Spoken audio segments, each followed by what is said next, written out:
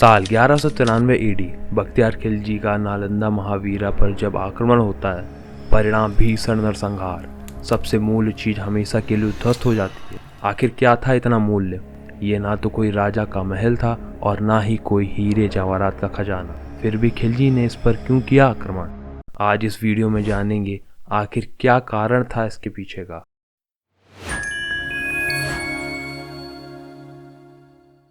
तो स्वागत है आपका हमारे YouTube चैनल वायरल ऑफिशियल में।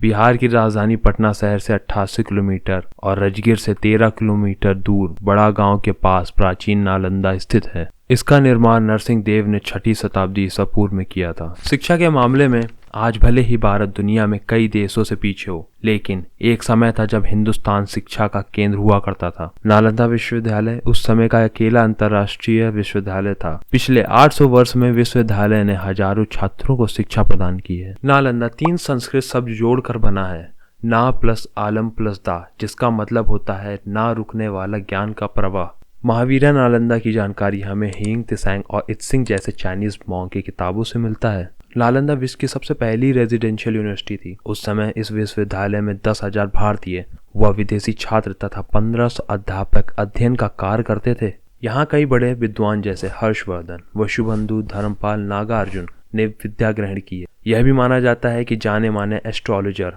आर्यभट्ट यहाँ हेड रहे हैं। कई देश जैसे Korea, Mongolia, Japan, China, Tibet और श्रीलंका के विभिन्न भागों से छात्र पढ़ने आते थे तथा बौद्ध धर्म के प्रचार के लिए यहाँ से विभिन्न भागों में लोग जाते भी थे।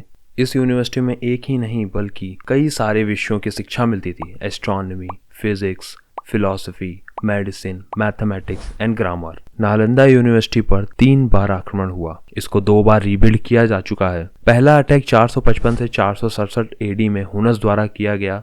दूसरा आक्रमण 7 सेंचुरी में गौदास राजवंश के द्वारा किया गया और तीसरा आक्रमण 1193 एडी में बख्तियार खिलजी ने किया, जो कि सबसे घातक था। उसके बाद कभी पुनर्निर्माण नहीं हो सका। थोड़ा विस्तार से समझते हैं। ऐसा कहा जाता है कि बख्तियार खिलजी एक बार बहुत ज्यादा बीमार पड़ जाता है। दुनिया में एक से एक बड़े हकीम मौलाना से अपनी बीमारी का इलाज करवाया, परंतु किसी ने भी उसकी बीमारी को ठीक नहीं कर पाया। खिलजी अपनी बीमारी से बहुत ज्यादा परेशान हो जाता है। किसी सलाहकार ने उनको नालंदा यूनिवर्सिटी के प्रिंसिपल राहुल सी भद्र से इलाज करवाने का सुझाव दिया, लेकिन वह दूसरे किसी गैर धर्म से इलाज कराने के लिए तैयार नहीं था। परंतु दिन पर दिन उसकी हालात और बिगड़ रही थी। खिलजी ने सोचा एक बार दिखा लेते हैं। उनके पास कोई दूसरा उपाय भी नहीं था। राहुल सी भद्र उसको देखने के लिए आते हैं, लेकिन खिलजी ने शर्त रखी कि मुझे कोई औषधि दिए बिना ही वो ठीक हो जाएं। वह उनको और हिंदू धर्म को नीचा दिखाने के लिए ऐसा करते हैं। फिर भी राहुल श्रीभद्र ने उनको ठीक करने का वादा कर दिया और उन्होंने खिलजी को कुरान दी और रोज एक कुरान का पन्ना पढ़ने के लिए कहा।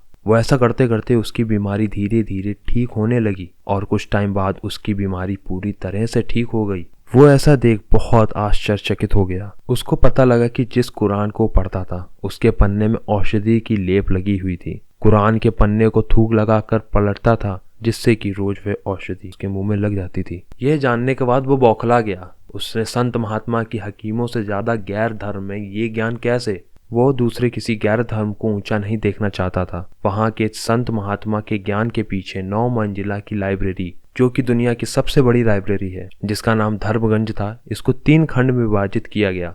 रत्नसागर, रंदोधरी और रत्नरंजिका, जो कि उसमें 90 लाख बुक्स का भंडार था। उसने नालंदा पर अपने सैनिकों के साथ आक्रमण कर दिया। संत महात्मा, शिक्षक, साधु को बेरहमी से मार दिया, कईयों को जिंदा जला दिया और पूरी लाइब्रेरी में आग लगा दी। पूरी लाइब्रेरी को ध्वस्त कर दिया। वहां पर इतनी सारी पुस्तकें थी कि 3 महीनों तक वह पुस्तक जलती रही। इससे आप समझ सकते हैं कि वहां कितनी पुस्तकों का संग्रह रहा होगा। वहां पर कई ग्रंथ ओरिजिनल फॉर्म में उपस्थित थे। भारत ही नहीं बल्कि पूरी दुनिया के लिए ये बहुत दुख की बात है। उसमें कितना ज्ञान जलकर राख हो गया। अब वह संग्रह वापस नहीं आ सकता। उसमें केवल नालंदा ही नहीं बल्कि हिंदू का ट्रेडिशन ही खत्म कर दिया। भारत सरकार ने नालंदा महावीरा को पुनः निर्माण करने का निश्चित किया। 2006 में late president doctor APJ Abdul Kalam ने नालंदा महावीरा को पुनः निर्माण करने का सुझाव दिया और नालंदा यूनिवर्सिटी एक्ट 2010 के तहत भारत सरकार ने नालंदा का निर्माण प्रारंभ किया और जाने माने इकोनॉमिस्ट अमर्त्य सेन को यूनिवर्सिटी का चेयरमैन बनाया गया। आखिर 2014 में जाके इस यूनिवर्सिटी का निर्माण पूर्ण हुआ।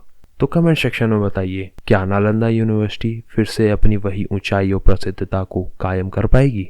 अगर ये वीडियो आपको अच्छा लगे तो लाइक करें, सब्सक्राइब करें और शेयर करें। अपना बहुमूल्य समय देने के लिए धन्यवाद।